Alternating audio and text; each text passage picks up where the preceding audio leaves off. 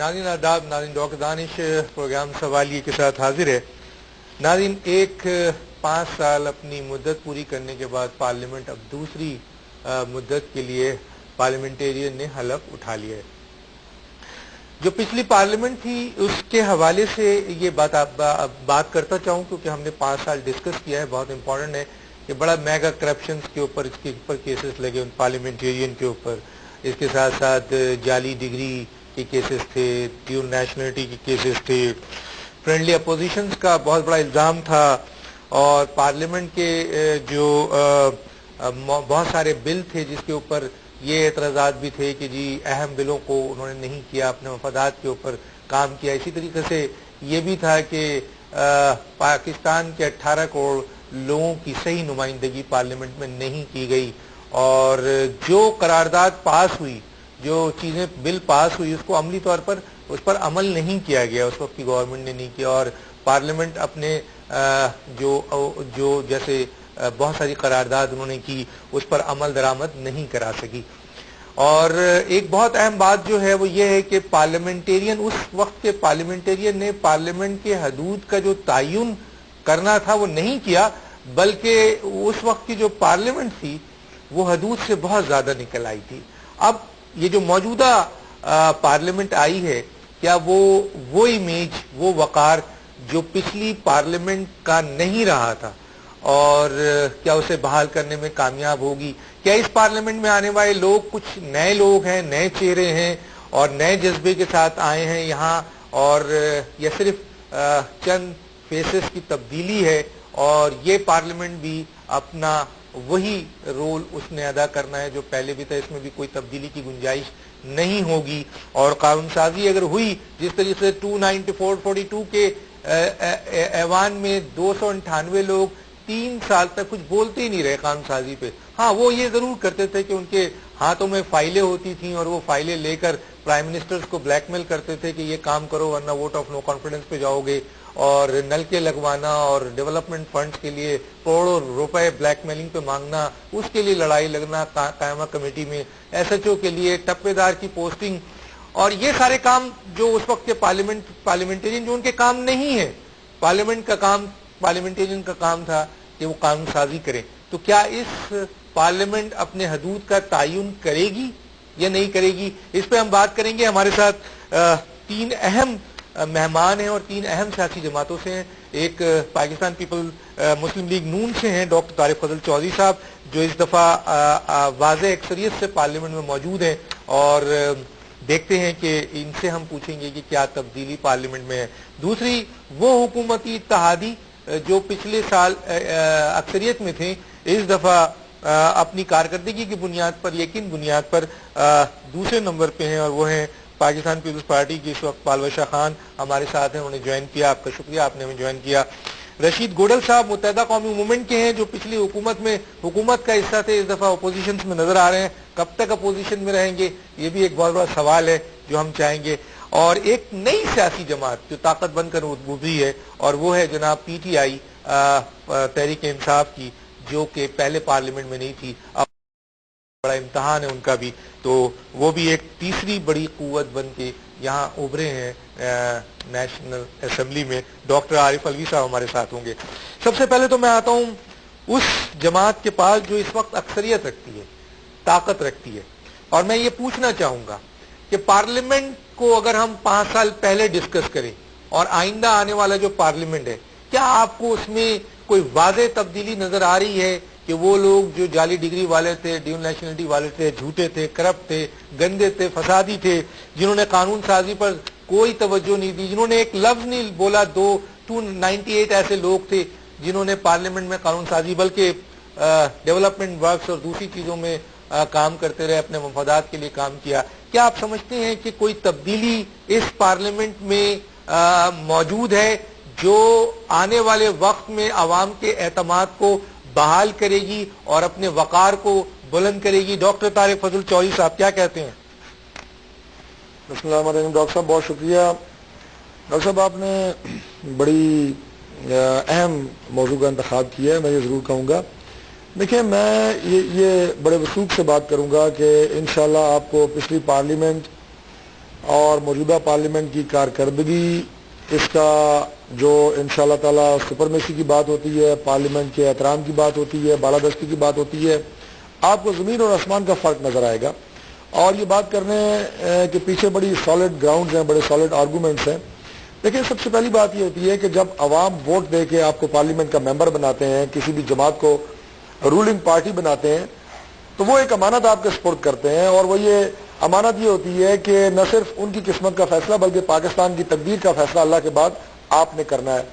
پچھلی پارلیمنٹ میں یہ ہوتا رہا. سب سے پہلا فرق جو پچھلی اور اس پارلیمنٹ میں وہ یہ تھا کہ جو مرکزی لیڈرشپ تھی وہ پچھلی پارلیمنٹ کا حصہ نہیں تھی. پاکستان پیپلز پارٹی کے جو وزرائے اعظم رہے وہ پاکستان پیپلز پارٹی کی لیڈرشپ نہیں تھی، بلکہ لیڈرشپ جو ہے پارلیمنٹ کے باہر تھی. اسی طرح مسلم لیگ نون کی مرکزی لیڈرشپ نہیں تھی. ابھی انشاءاللہ چونکہ مرکزی لیڈرشپ خود ٹیک اوور کر رہی ہے اقتدار کو، تو لہٰذا پارلیمنٹ کے ویٹیج میں آپ کو انشاءاللہ اور جو اس کے اندر جو فیصلے ہوں گے ان پہ عمل درآمد کے حوالے سے بات کر رہا ہوں، بہت واضح فرق نظر آئے گا. ٹھیک پچھلی پارلیمنٹ میں جو قراردادیں پاس ہوتی رہیں، جو فیصلے ہوتے رہے، جو وزرائے اعظم وہاں پہ بیانات دیتے رہے، وہ جب بیانات دینے کے بعد جو پارلیمنٹ کے اجلاس کے بعد جو ان کی میٹنگز ہوتی تھی اس میں اکثر وہ فیصلے تبدیل ہوتے رہے. قراردادوں پہ یکسر ردی کی ٹوکری میں ان کو ڈالا جاتا رہا اور زبانی کلامی پہ پارلیمنٹ کی بالادستی کی بات ہوتی رہی، لیکن عملاً پارلیمنٹ جو ہے وہ آپ یہ کہیں کہ وہ صرف تقریروں اور بحث اور مباحثوں کا ایک ادارہ بن کے رہ گئی تھی. اب اللہ کے فضل سے پاکستان مسلم لیگ نون کی جو مرکزی لیڈرشپ ہے، میں اس پہ آگے بات کروں گا. اس وقت ہمارے ساتھ پلوش صاحب بھی ہیں. پلوش صاحب، پچھلی پارلیمنٹ میں آپ قائد ایوان تھے، آج آپ حزب اختلاف کی طرف جا رہے ہیں. اب یہ نہیں پتا کہ کیا کنڈیشنز پیدا ہوگی، لیکن ایک سوال تھا اور وہ الزام بھی ہے مسلم لیگ نون کے اوپر ہے، اب اس کو جتنا جسٹیفائی کرنا چاہیں، کہ جو مسلم لیگ نون نے 5 سال ایک فرینڈلی اپوزیشن کا کردار ادا کیا، یہ الزام ہے. آپ کے بارے میں بھی آنے سے پہلے یہ الزام آ رہا ہے کہ اب آپ نے وہ کردار ادا کرنا ہے ایک فرینڈلی اپوزیشن کا. آیا آپ جو ہے فرینڈلی اپوزیشن کا کردار ادا کریں گے یا ایک سخت اپوزیشن کا کردار ادا کریں گے؟ اور اس وقت پارلیمنٹیرین نے پارلیمنٹ کے حدود کا تعین پازیٹیولی نہیں کیا، جس میں خاص طور پہ یہ ہے کہ پارلیمنٹ کا کام صرف قانون سازی ہے، کوئی ڈیولپمنٹ ورکس نہیں ہے، کوئی ٹپے دار، کوئی ایس ایچ او، کوئی نلکا لگانا، کوئی روڈ بنانا، کوئی بلیک میلنگ، کوئی ہاتھ میں فائلیں لے کر بڑی بڑی عہدوں پر پوسٹوں پہ جانا جس میں بڑے بڑے corruption mega cases, OGRA cases, فلاں دس دیٹ، اور وہ قراردادیں جو پارلیمنٹ میں پاس ہوئی حکومت نے اس کو امپلیمنٹ نہیں کیا، جیسے کہ ڈاکٹر طارق فضل چودھری نے کہا. آپ سمجھتے ہیں کہ کیا ایز اے اپوزیشن اب اس کو آپ پارلیمنٹ کے حدود کا تعین کے لیے کہ یہ صرف قانون سازی کا ادارہ بنے، یہاں سے جو ہے وہ فائنانس کا میٹر، ڈیولپمنٹ کا میٹر، کرپشن کا میٹر، پوسٹنگ کا میٹر اور ایس ایچ او اور ٹپے دار کی اپوائنٹمنٹ کا میٹر، یہ سب نہ ہو؟ کیا آپ سمجھتی ہیں کہ وہ کردار ادا کرنے جا رہی ہیں ایک سخت اپوزیشن کا؟ کیا کہتی ہیں؟ ڈاکٹر صاحب، میں پہلے تو آپ کو مبارک دیتی ہوں. آپ نے پچھلے دنوں میں جو اچھے پروگرامز چند پیش کیے، میں سمجھتی ہوں کہ آپ کچھ ان لوگوں میں سے ہیں جنہوں نے سچ بولنے کی جسارت کی. ساتھ ساتھ میں آپ کو ایک آپ سے بھی سوال کرتی ہوں ڈاکٹر صاحب. میں آج شروع ہو جاؤں ڈاکٹر دانش کے پیچھے ہاتھ مطلب پڑ جاؤں کہ آپ بددیانت ہیں، آپ کرپٹ ہیں، میں شروع ہو جاؤں اور میں 5 سال یہ جانتے بوجھتے کہ ڈاکٹر دانش نے الیکشن میں جانا ہے، خاص طور پہ اس وقت جب الیکشن قریب ہو، میں شروع ہو جاؤں اور یہ کیسز آپ کے خلاف عدالتوں میں لگے ہوئے ہوں پچھلے 4-5 سالوں سے اور فیصلے نہ آ رہے ہوں ڈاکٹر صاحب، تو کیا آپ سمجھتے ہیں کہ یہ فیئر پلے ہے؟ کیا میں صرف آپ کی تذلیل، ایک پارٹی کی بدنامی اور اینڈ میں کیا ہاتھ آتا ہے کہ لوگوں کا اوپینین آپ چینج کرنے کے لیے اس قسم کی حرکت ہو اور ان لوگوں کے ساتھ ہو جن کا کام ہی الیکشن لڑنا ہے؟ یہ تو ڈاکٹر صاحب بساط بدلتی رہتی ہے. آج ماشاءاللہ میاں صاحب کی حکومت ہے، کل کسی اور کی ہو سکتی ہے، ہماری باری دوبارہ آ سکتی ہے، کوئی اور آ سکتا ہے، عمران خان صاحب آ سکتے ہیں. اب بات ڈاکٹر صاحب دیکھیں، جذباتی تقریر، آپ ایک جائزہ لیجئے کہ 2002 کا الیکشن تھا، اس میں واضح ایک پارٹی اس کو شکایت تھی، لیکن اس وقت میڈیا ایسا نہیں تھا کہ ویڈیوز، کلپس اور یہ سب کچھ چلے. 2008 کے الیکشن میں کسی نے ایسی شکایات دھاندلی کی ایز سچ اس لیول پہ نہیں اٹھائی. لیکن یہ وہ الیکشن ہے ڈاکٹر صاحب جو آپ مانیں گے جہاں بہت سی پارٹی، ہر پارٹی کو اپنی اپنی جگہ پہ تحفظات ہیں. اب آپ مجھے یہ بتائیے کہ ایسے ماحول میں اب وہ لوگ وہ نہیں ہے جو آپ نے باتیں کی، وہ باتیں اب ڈیلیور کرنے کا وقت ہے. ٹھیک ہے، ہم چور، ہم کرپٹ تھے، ہم جو کچھ بھی تھے، اب ڈیلیورنس کہاں ہے نا. وہاں اگر اس میں میاں صاحب کو ضرورت پڑے تو ضرور پاکستان پیپلز پارٹی قومی مفاد میں، جیسے کہ میاں صاحب بہت سی دفعہ قومی مفاد میں ساتھ دیا انہوں نے، تو ہم دیں گے. لیکن چونکہ ان کے پاس اتنی عددی اکثریت موجود ہے تو ان کو میرے خیال میں وہ ایسی ضرورت نہیں. لیکن بات یہ ہے ڈاکٹر صاحب، اب وقت ہے کہ ڈرونوں کو مار گرایا جائے. جو لوگ کہتے تھے کہ نیٹو، پی ٹی آئی کہتی تھی سپلائی، ڈرون حملہ ہوگا تو نیٹو سپلائی کو روک دیا جائے، میں سمجھتی ہوں ان کے پاس واقعی فیڈرل حکومت نہیں ہے کہ وہ ڈرون مار گرائیں، لیکن وہ سپلائی روٹس کے آگے تو کھڑے ہو سکتے ہیں. 2014 میں بڑا ایکسیڈنٹ ہونے والا ہے اور میاں صاحب کا اپنا بھی ایک بڑا سٹینڈ ہے ڈرون پہ. اب معاملہ ہے ڈیلیورنس کا. ظاہر ہے انتخابی تقریروں میں اب لوگ ان کو صرف انقلابی جو ہے نا نعرے کیے ہیں، جس کے بدلے عوام نے آپ کو ماشاءاللہ بڑا بھاری مینڈیٹ دیا ہے. تو اب وقت یہ ہے کہ اب ایسی برداشت لوگوں میں نہیں ہے کہ آپ کہیں کہ یہ ہو گیا اور وہ ہو گیا. تو اگر وہ ڈیلیورنس کے لیے آتے ہیں تو ہم وہ ڈرون مارتے ہیں، ہم ان کے ساتھ ہیں. اور اگر یہ لوڈ شیڈنگ ختم کرتے ہیں اور اس میں ضرورت ہے تو ہم ساتھ ہیں. لیکن ماشاءاللہ اتنی اکثریت ہے کہ ان کو شاید ضرورت نہ پڑے. ٹھیک ہے، میں اس وقت رشید گوڈل صاحب میرے ساتھ ہیں. جی بھائی. رشید گوڈل صاحب، متحدہ قومی موومنٹ اس ملک کی جو پارلیمنٹ میں اعداد و شمار ہے اس کے لحاظ سے چوتھی بڑی سیاسی جماعت ہے. آپ پچھلی حکومت میں، پچھلی جو پارلیمنٹ تھی اس میں اتحادی یعنی حکومتی بینچ پہ تھے، اب آپ اپوزیشنز میں آ رہے ہیں. کیا آپ سمجھتے ہیں کہ اپوزیشنز میں رہ کر جو کام ہے وہ سچی باتیں کرنا ہوتا ہے، اور جب حکومت میں آتے ہیں تو بہت سارے مسائل ہوتے ہیں اور بہت ساری ایسی چیزیں ہوتی ہیں جس میں اقتدار کو بچانا ہوتا ہے، وہ فیصلے نہیں دیے جا سکتے ہیں. تو اب دو جگہ پر آپ ہیں، اور ایک سوال میں کرتا چلوں گا اور وہ بہت ضروری سوال ہے اور ان دونوں مہمانوں سے ہے کہ کیا اب آپ نے حکومتی میں بینچ میں بیٹھ کر پارلیمنٹ کے حقیقی رول کا تعین نہیں کیا؟ نہ پیپلز پارٹی نے کیا، نہ این پی نے کیا، نہ متحدہ قومی موومنٹ نے کیا حکومتی بینچ پر، کیونکہ آپ کے اعداد مکمل طور پر بہت زیادہ تھے. اب یہ نون کے پاس ہے جو میں نون سے پوچھوں گا. تو کیا آپ اپوزیشن میں بیٹھ کر آپ یہ سوال اٹھائیں گے کہ پارلیمنٹ کا کام قانون سازی ہے، ہمیں اس وقت توجہ دینی چاہیے اور وہ تمام چیزیں جو پارلیمنٹ کا حصہ نہیں ہے اس کو ختم کیا جائے؟ کیا کہتے ہیں؟ ڈاکٹر صاحب بہت بہت شکریہ آپ کا. ڈاکٹر صاحب، میں اگر کچھ بات کروں اپنی تو آپ کہیں گے ایم کیو ایم ہے اپنی تعریف کرتا ہے. وہ ادارے جو پارلیمنٹ کو واچ کرتے ہیں ان اداروں کی رپورٹ پچھلے 5 سال کے نکال کے دیکھ لیں. ڈاکٹر صاحب، سائفن کی رپورٹ نکال کے دیکھ لیں، فیلڈ ایٹ کمنٹس دیکھ لیں. سائفن کہتا ہے 88% پارٹیسپیشن اگر کسی پارٹی کی پارلیمنٹ میں تھی وہ ایم کیو ایم متحدہ قومی میں تھی. تو ہم نے تو اپنا حق ادا کیا ہے، قانون سازی میں بھی حصہ لیا ہے، بل بھی جمع کرایا ہے. جن باتوں پہ پاکستانی عوام کو تکلیف ہے اس کے بل بھی جمع کرایا ہے. کالنگ اٹینشن، ایجنٹ موشن، سب کچھ کرتا ہے ایم کیو ایم کے نمائندوں نے، قائد طریق الطاف زندہ کے نمائندوں نے کر کے دکھایا. رہی بات اپوزیشن کی، تو اپوزیشن یہ حکومت ایک گورنمنٹ کا سسٹم ہے، جمہوری سسٹم ہے. ابھی ہم نے اس دفعہ فیصلہ کیا ہے کہ صوبائی اسمبلی اور فیڈرل اسمبلی میں ہم اپوزیشن میں رہیں گے. لیکن ڈاکٹر صاحب، ہم کولیشن گورنمنٹ میں ہوتے ہوئے جہاں جہاں عوام کے ایشوز تھے ہم نے آواز بلند کی، جیسے این آر او تھا، نظام عدل تھا، وومنس بل تھا، بہت ساری چیزیں تھی جس میں ایم کیو ایم نے کولیشن پارٹنر ہوتے ہوئے بھی آواز بلند کی. جو ہمارے عوام کو تکلیف تھی اس کا حق ہم نے ادا کیا اور ہم نے اس پہ آواز بلند کی جو پارلیمنٹ کا فلور تھا. صوبوں کا معاملہ تھا، ویپن کا مسئلہ تھا اور بہت سارے. ارے رشید گوڈل صاحب، میں جو سوال کر رہا ہوں اس پہ جواب دیجئے کہ کیا پارلیمنٹ کے حقیقی رول کا تعین، میں آگے آ کے پوچھوں گا، مجھے بریک کے لیے کہا جا رہا ہے، میں بریک کر کے پھر آپ کے پاس آتا ہوں. اس سوال کو لے کے ڈاکٹر طارق فضل چودھری صاحب کے پاس بھی جاتا ہوں جن کے پاس ایک واضح میجورٹی موجود ہے کہ کیا اب وہ کریں گے. لیکن ایک بات ناظرین بریک پہ جانے سے پہلے ضرور کروں، اور وہ پالوشا نے جو پوائنٹ اٹھایا ہے کہ دیکھیں ناظرین، یہ جتنے بھی لوگ سن رہے ہوں گے یہ سنتے ہیں تو یہ بات ہے کہ میڈیا نے پچھلی حکومت کے جو پارلیمنٹیرین تھے ان کی میگا کرپشن کو سامنے لا کے ڈسکس کیا، لائے، آپ کو فوٹیجز دی، آپ کو چیزیں دی، آپ کو بتایا، لیکن چونکہ ہم جج نہیں ہیں، ہم وکیل نہیں ہیں، ہم فیصلہ نہیں کر سکتے کہ یہ صحیح چیز تھی یا غلط تھی.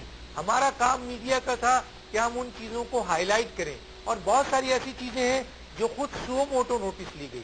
لیکن آج ایک سوال ہم کرتے ہیں، جب ہم نے 5 سال پہلے یہ سوال اٹھایا تھا کہ یہ لوگ یہ کرپشن میں انوالو ہیں، تو آپ معلوم کریں کہ یہ واقعی کرپٹ ہیں یا نہیں ہیں. تو بہت بڑے بڑے نام کرپشن کے کیسز میں آئے، اوگرا آیا، NLC آیا، اسٹیل مل آیا، آپ کے حج اسکینڈل آیا، میمو اسکینڈل آیا، ایبٹ آباد کمیشن آیا. لیکن آج ہم یہ سوال اٹھاتے ہیں کہ اس پر جو ریمارک دیے گئے، ان کیسز کو طول دیا گیا، ان کیسز کے اوپر پوری دنیا میں ولولہ مچا کہ یہ بہت بڑے بڑے خطرناک کیسز ہیں. آج اوگرا کو پکڑو، آج وزیر اعظم کو اتار کے نیچے پھینکو، اس کو پکڑو، 17 آدمی کو بند کرو، رینٹل پاور غلط تھا، یہ فلاں تھا.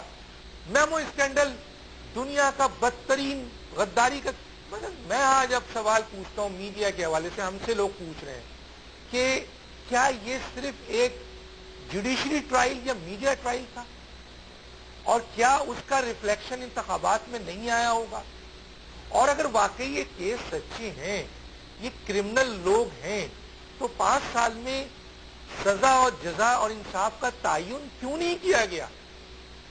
اگر یہ بے گناہ تھے تو آپ ان کو بری کریں تاکہ وہ الیکشن میں جاتے، اور وہ لوگ جو ان کو کرپٹ سمجھ رہے تھے وہ ان کو گلے لگاتے اور ووٹ دیتے. اور اب اتنا ہائپ جو کریٹ کیا گیا، ہم نے بھی کریٹ کیا، اور جن کے پاس کیسز تھے ہم نے تو وہاں تک پہنچایا. اب ان کا فرض تھا کہ آیا وہ صحیح تھے یا غلط تھے، اس کا فیصلہ اگر کر دیتے تو پالوش شاہ کا کہنا صحیح ہے کہ پھر انتخابات کے رزلٹ میں وہ ریفلیکشن ہوتا، نظر آتا. لیکن اتنے بڑے بڑے الزامات کے بعد ڈیفینیٹلی حکومتی بینچ کے وہ لوگ آج یہ سوال کرتے ہیں، ہم سے پوچھتے ہیں کہ دانی صاحب آپ جوڈیشری سے پوچھیں کہ یہ کیا ٹرائل تھا ہمارے لیے صرف؟ اگر ہم مجرم ہیں تو ہمیں سزا دے دیتے. لیکن یہ ٹرائل جو ہوا اس سے ہمیں انتخابات میں بہت نقصان ہوا. اور اب آپ جواب دیں کہ آپ نے جو کیسز اٹھائے تھے ان کے فیصلے کیوں نہیں ہو رہے، کیوں نہیں ہو رہے؟ یہ ایک بہت بڑا سوال پالوش شاہ نے اٹھایا ہے، اور یقیناً اس کا ریفلیکشن انتخابی نتائج پہ آیا تھا. اور اس کا جواب کس نے دینا ہے؟ اس کا جواب جوڈیشری نے دینا ہے کہ یہ صرف اور صرف انتخابی نتائج پر عمل ہونے کے لیے اتنے بڑے بڑے ریمارکس تھے، اتنے بڑے بڑے کیسز تھے، یا واقعی اس کا تعین ہو کر انتخابات سے پہلے پہلے ان کیسز کو فائنل کر دیا جاتا تو جو کرپٹ آدمی تھے ان کو عوام نگلیکٹ کرتی، لیکن جو اچھے لوگ تھے ان کو ووٹ دیتی. یہ بہت بڑا ایک سوال ہے. ایک چھوٹے سے بریک سے واپس آتے ہیں.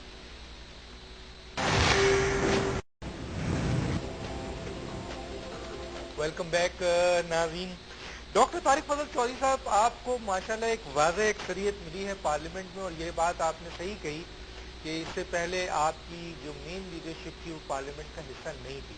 اور آپ نے یہ بھی کہا کہ پارلیمنٹ میں جو قراردادیں اور جو اہم چیزیں ہوئی تھی اس کو حکومت نے عملی طور پر اس پر عمل نہیں کیا. ان تمام چیزوں کی نشاندہی کی، اور آپ نے یہ کہا کہ ایسا نہیں ہوگا.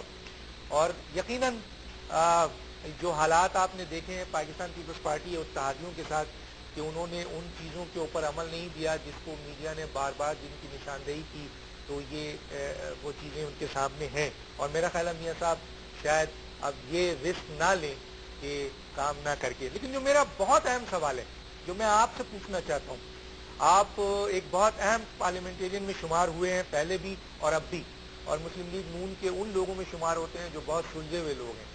تو میں چاہوں گا کہ مجھے اس بات کا جواب آپ دیجئے کہ پارلیمنٹ کے حدود کا تعین ہونا چاہیے. یہ جو ٹپے داری لگانا، یہ SHO لگانا، یہ جو بیرونی دوروں پہ جانا، اور یہ جو آپ کے منسٹری کی طرف بھاگنا، اور یہ جو ڈیولپمنٹ فنڈز کے نام پر کروڑوں روپے کے لیے فائٹ کرنا، لڑائی کرنا، جھگڑے کرنا، بلیک میلنگ کرنا جو آپ کا کام نہیں ہے، اور ایک اور بات جو بہت اہم ہے اور وہ یہ ہے کہ آپ جو ہے اب فائلیں لے کر پارلیمنٹ میں پرائم منسٹر سے صرف اس بات پہ سگنیچر کرانا کہ اہم پوسٹوں پر آپ لوگوں کو لگائیں، کروڑوں روپے جیب میں ڈالیں یا اپنے رشتہ داروں کی بھرمار کر دیں اہم اداروں میں، چاہے وہ ایف آئی اے ہو، پی آئی اے ہو، اسٹیل مل ہو، بہت اہم ادارے ہوں. کیا اس کلچرز کو آپ ختم کریں گے اور پارلیمنٹ کا حقیقی رول اجاگر کریں گے، کوئی ایسی قرارداد لا کے، کوئی ایسا طریقہ کار لا کے کہ صرف اور صرف قانون سازی ہو اس ملک کی اہم 98% لوگوں، غریب لوگوں کے لیے؟ کیا کہتے ہیں ڈاکٹر صاحب؟ ڈاکٹر صاحب آپ نے بہت اہم بات کی ہے اور آپ نے بڑا جو پورا ایک منظرنامہ پیش کیا ہے. یہ واقعی پارلیمنٹ کے ساتھ جو جڑی ہوئی یہ جو سٹرنگز ہیں اور جو لوگوں کے یہ سارے معاملات ہیں، آپ نے اس کی بڑی صحیح منظر کشی کی ہے. لیکن میں آپ کو سب سے پہلے یہ ایک آپ یہ کہیں کہ پاکستان مسلم یونین کے حوالے سے بڑی ایک واضح ایک آپ کو اسٹیٹمنٹ دینا چاہتا ہوں کہ انشاءاللہ یہ جتنی بھی باتیں آپ نے کی ہیں، پاکستان مسلم یونین کی لیڈرشپ یہ فیصلہ کر چکی ہے کہ ہماری حکومت جو ہے وہ ایک غیر روایتی حکومت ہوگی. یہ جو آپ نے باتیں کی یہ روایات ہیں، یہ روایات سے ہٹ کے انشاءاللہ کام ہوتا ہوا آپ کو نظر آئے گا. اور پاکستان مسلم لیگ نون کے ایم این ایز اور حکومت آپ کو ان معاملات میں الجھی ہوئی اور ان معاملات میں اپنے آپ کو تھکاتی ہوئی اور وقت ضائع کرتی ہوئی نظر نہیں آئے گی. ہمارے جو فوکس ہیں اور جو ٹارگٹس ہیں وہ بڑے واضح ہیں، جن کا بار بار ہم اعلان کر چکے ہیں. وہ بحران ہے جن کا پاکستان آج شکار ہے، وہ مسائل ہیں جن میں پاکستان کی عوام الجھے ہوئے ہیں، اور ہم اللہ کے فضل سے ڈائریکٹ ان پہ ہٹ کریں گے ایک ایک کر کے آپ کو، اور آپ کو نظر آئے گا کہ ہم ان چیزوں میں اور اپنے ممبران کو خوش کرنے کی بجائے انشاءاللہ پاکستان کی قوم کو خوش کرتے ہوئے نظر آئیں گے. یہ تو ایک جو ہے وہ تھم رول ہے جو میں نے آپ کو بتایا. اب دوسری بات یہ جو آپ نے کی، میں تھوڑی سی اس کی وضاحت کر دوں کہ دیکھیں جب پارلیمنٹ کا، تو ڈاکٹر صاحب آپ جو بات کرتے ہیں کہ صرف قانون سازی، وہ ان ملکوں میں ممکن ہے کہ جہاں پہ مسائل وہ نہیں ہے جو ہمارے معاشرے کے مسائل ہیں، وہ ترقی یافتہ ممالک ہیں.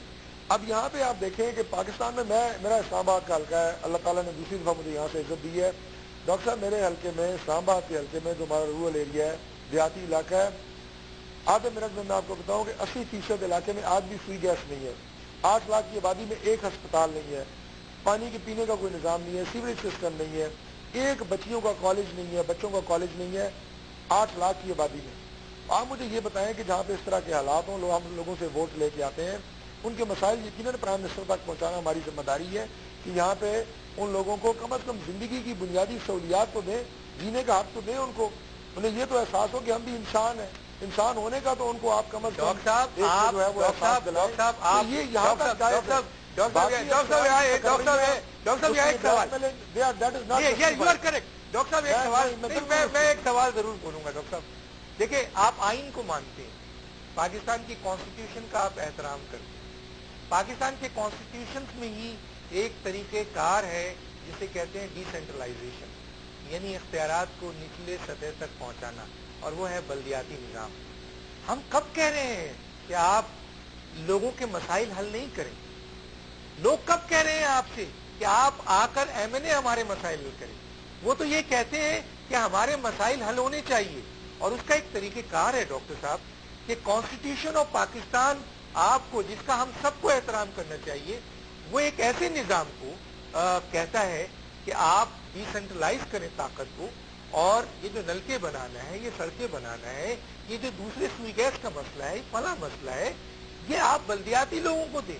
تو ہم نے کب منع کیا؟ آپ کا آئین کب منع کر رہا ہے؟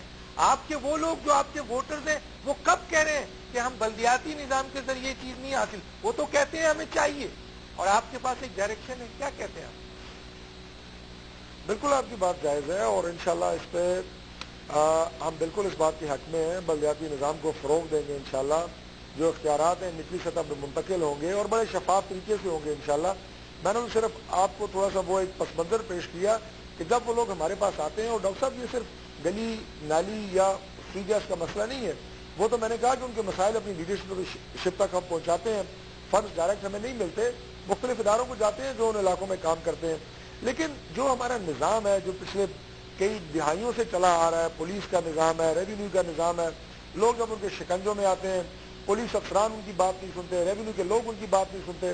ہم لوگ تو ایکسیسیبل ہوتے ہیں، ہم لوگ تو فوری طور پہ لوگوں کو، چونکہ ہمارے تک لوگوں کی رسائی ممکن ہوتی ہے، آسان ہوتی ہے، ہمارے پاس آتے ہیں. بہرحال آپ کی بات سے میں اتفاق کرتا ہوں کہ بہت شکریہ.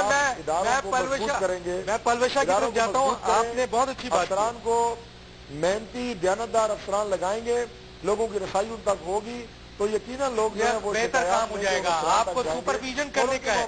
آپ اگر ایسا قانون بنا دے پارلیمنٹ میں کہ ایک پولیس افسر غلط کام نہ کر سکے، آپ اتنا اچھا قانون بنا دیں کہ دہشت گرد جو ہے وہ چھوٹ نہ سکے جوڈیشری سے جا کر یا تھانے سے جا.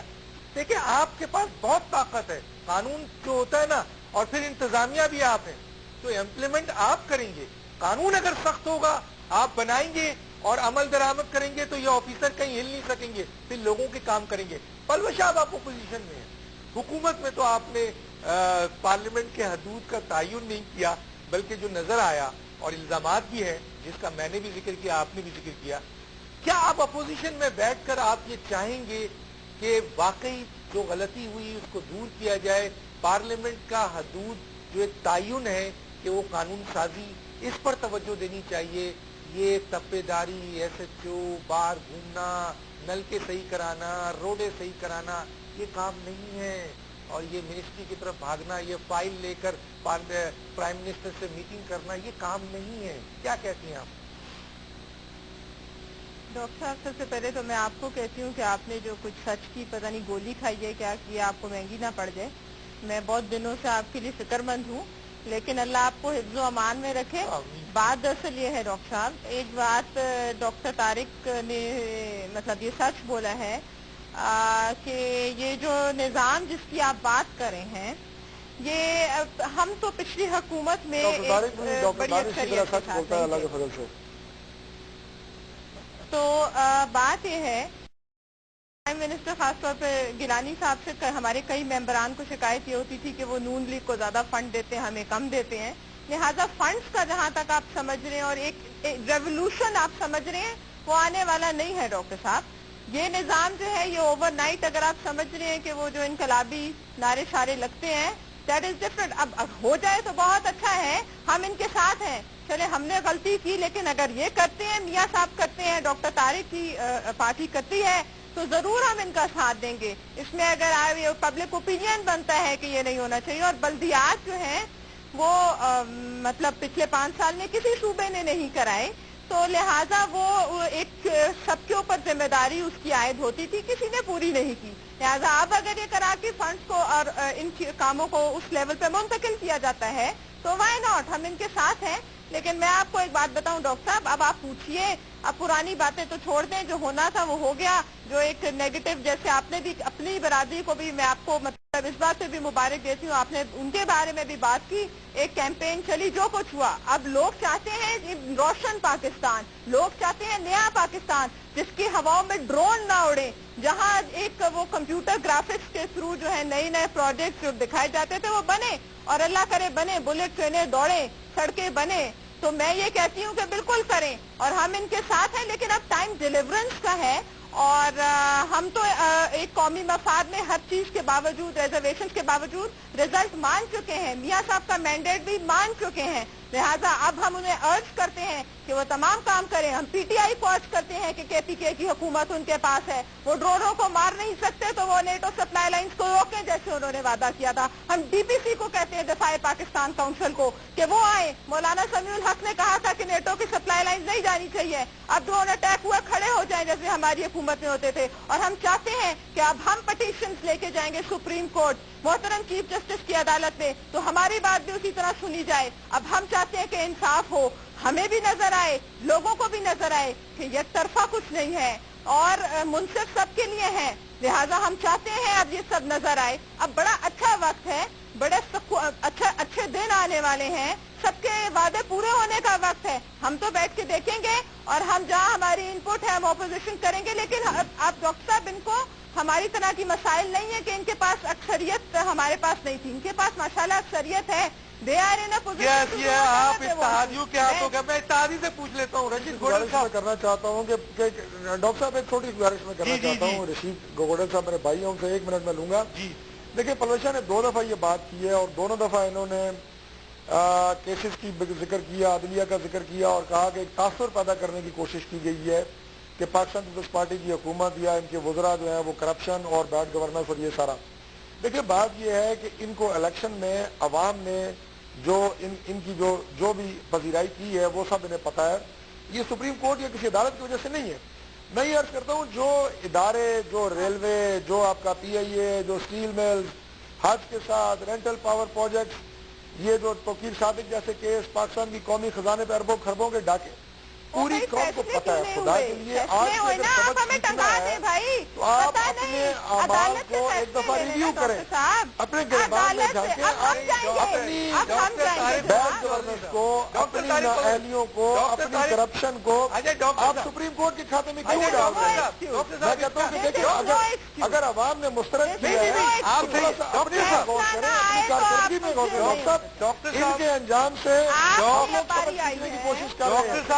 ڈاکٹر صاحب میں بڑی سنجیدگی سے کہہ رہا ہوں کہ ان کے انجام سے ہم سبق سیکھنے کی کوشش کر رہے ہیں. رشید گوڈل کو بھی پوچھنا ہے، مجھے ایک سوال کا جواب دیں. ڈاکٹر صاحب دل پہ ہاتھ رکھے، آپ بڑے سچ بولتے ہیں، بہت اچھے ہیں، میں بہت پسند کرتا ہوں، لوگ آپ کو پسند کرتے ہیں، مجھے میسج آتا ہے ڈاکٹر طارق فضل چودھری. بہت شکریہ ڈاکٹر صاحب، بہت شکریہ آپ کا. مجھے یہ بتائیے ڈاکٹر صاحب 5 سال میں ایک کیس بھی اس کا فیصلہ نہیں. اور میں اگر آپ کو کیس گنوانا شروع کروں ڈاکٹر صاحب، memo scandal, Abbottabad commission, N L C, OGRA, rental power, آپ کے لے لیجیے حج اسکینڈل، ایف ڈریم کیس، اور وہ کیا نام ہے لڑکے کا، اس کا کیس جو ریاض ملک صاحب کے ساتھ کیس ہے. دیکھیں ہم یہ نہیں کہہ رہے کہ اس کی یہ جو ہے یہ سب غلط کیسز نہیں ہیں، لیکن دیکھیں ایک سوال تو اٹھے گا. وہ سوال یہ اٹھے گا کہ اگر ان کیسز کے فیصلے نہیں ہوتے ہیں تو پھر یہ سوال تو اٹھے گا کہ یہ کیا صرف ایک ٹرائل تھا پہ ایفیکٹ پڑا ہے. اگر یہ فیصلہ ہو جاتا کہ حج اسکینڈل میں وہ آدمی غلط تھا اور اسے سزا ملتی، اور اگر وہ صحیح تھا تو شاید وہ اپنے علاقے میں جیت جاتا، لوگ اس کو ویلکم کرتے. کیونکہ اتنا بڑا ٹرائل ہوا ہے کہ لوگ نفرت کرنے لگے ہیں ان کیسز کی بنیاد پر ان لوگوں سے جن کے یہاں نام آ رہے ہیں. تو فیصلہ دینا چاہیے. آپ بھی اس بات پہ ایگری کریں گے کہ کیا ہے ان لوگوں نے، چلیں کیا ہے، لیکن فیصلہ تو دیں. بھارت رشید گوڈل صاحب کیا کہتے ہیں؟ رشید گوڈل صاحب چلیں میں ڈاکٹر صاحب بعد میں بات کروں گا. بالکل میں کسی اسٹیج پہ بات کروں گا. رشید گوڈل صاحب میں آپ سے پوچھنا چاہتا ہوں کہ as a opposition, load shedding کا میں بعد میں ڈاکٹر صاحب پلیز میں رشید گوڈل سے پوچھ لوں. رشید گوڈل صاحب کیا ایز اب اپوزیشن میں آپ ہیں تو کیا ویسے بھی آپ نیچے سے آئے ہوئی جماعت ہوتے ہیں، وہ الگ بات ہے کہ آپ نیچے سے تو ووٹ جمع کرتے ہیں یہ کہہ کر کہ ہم مظلوم ہیں، جاگیرداروں کو، سرمایہ داروں کو، فلاں کو، یہ سارا کچھ آپ کہتے ہیں، لیکن اوپر میں آ کر آپ جاگیرداروں اور سرمایہ داروں کو ہی صدر بنا دیتے ہیں. اس وقت آپ کے سامنے جب ایک آدمی ہوتا ہے نارمل جسٹس سعید الزما صدیقی تو آپ زرداری صاحب کو ووٹ دیتے ہیں. جب فاروق لغاری کے مقابلے میں آپ کے وہ بیرسٹر صاحب ہوتے ہیں تو آپ فاروق لغاری کو دے دیتے ہیں. تو میرا کہنے کا مطلب ہے کہ آپ کی وہ آواز جو آپ مظلوموں کے لیے اٹھاتے ہیں، لوگ آپ کو پسند کرتے ہیں، ووٹ دیتے ہیں، آج پارلیمنٹ میں آپ اپوزیشن میں ہیں، تو کیا آپ بلدیاتی نظام کے حوالے سے کہ یہ نلکے، یہ لگانا، یہ ڈیولپمنٹ فنڈ، یہ جو آپ کا تپے داری، ایس ایچ او، فائلیں، پوسٹنگ، اپوائنٹمنٹ، اور یہ جو قانون سازی والا ادارہ ہے پارلیمنٹ، یہ صرف قانون سازی کے لیے ہونا چاہیے، کیا کہتے ہیں؟ بالکل ڈاکٹر صاحب میں آپ کی بات سے 100% اتفاق کرتا ہوں کہ قانون سازی کا ادارہ ہے. لوکل باڈی سسٹم پہ جتنا ہم نے ہوم ورک کیا شاید پاکستان کی کسی اور پارٹی نے نہیں کیا.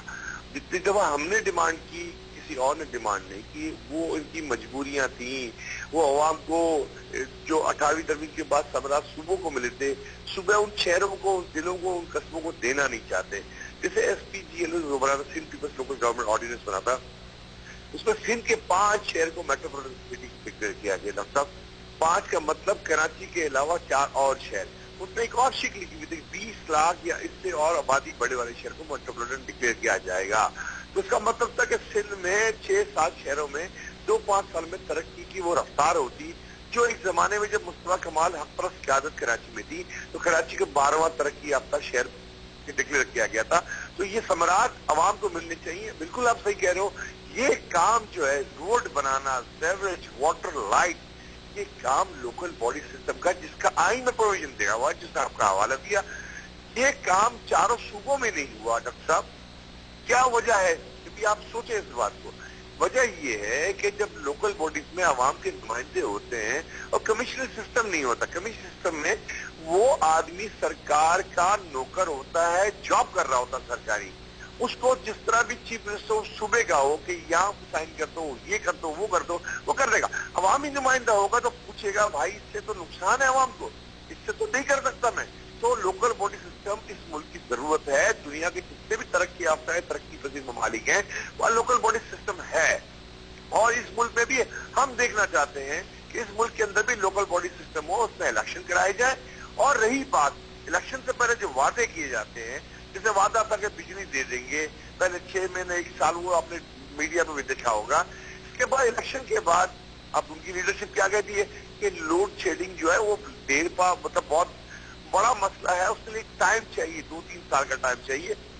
तो मैं कहता हूं अवाम से वो वादे करो जो कम से कम पूरे कर सको। अब एक ड्रोन अटैक की बात है, हम भी मजम्मत करते थे, ये लोग भी मजम्मत करते थे, ये दूसरे नए आए, नए पाकिस्तान की बात करने वाले, पता नहीं पाकिस्तान कायदे को, पाकिस्तान में उनको क्या खराबी नजर आती है, उनको सिस्टम को बेहतर हो जाता, लेकिन वो भी ये बात करते थे। लेकिन जिस दिन उन्होंने हल्फ उठाया केपीके में, उस दिन ड्रोन अटैक हुआ। क्या करारदाद मंजूर की, क्या करना दिया, क्या नेटो सप्लाई बंद की? नहीं, ऐसा नहीं है। आपको खाद्य पॉलिसी, एक बेहतर खाद्य पॉलिसी बनानी पड़ेगी, आपको एक बेहतर माशी पॉलिसी बनानी पड़ेगी, आपको लॉ एंड ऑर्डर, जो कराची में इस वक्त बलोचिस्तान जैसा मामला चल रहा है, कस्टोडियन किलिंग है, लॉ एनफोर्सिंग एजेंसी वाले मारते पीटते, उस पर लंगड़ा मोहताज करते थे, शहीद कर देते हैं। तो ये कस्टोडियन किलिंग पे भी डॉक्टर साहब मेरी रिक्वेस्ट आपसे है, बहुत शुक्रिया, हमारे थे, बहुत शुक्रिया। मैं मुझे ब्रेक के लिए कहा जा रहा है, मैं ब्रेक के बाद आता हूँ। नाज़रीन, थोड़ा सा ब्रेक से वापस आते हैं।